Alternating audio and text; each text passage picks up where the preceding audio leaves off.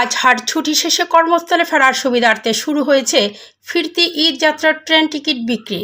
Bangladesh railway বিশেষ ব্যবস্থায় শনিবার 31 মে বিক্রি হবে আগামী 10 জুনের আন্তনগর ট্রেনের টিকিট। রেলওয়ে সূত্রে জানা গেছে, পশ্চিমাঞ্চলগামী ট্রেনের টিকিট বিক্রি শুরু হবে সকাল 8টায় আর পশ্চিমাঞ্চলগামী ট্রেনের টিকিট বিক্রি হবে দুপুর 2টায়। যাত্রীদের ভোগান্তি কমাতে এবারও শতভাগ আসন অনলাইনে বিক্রি করা হচ্ছে।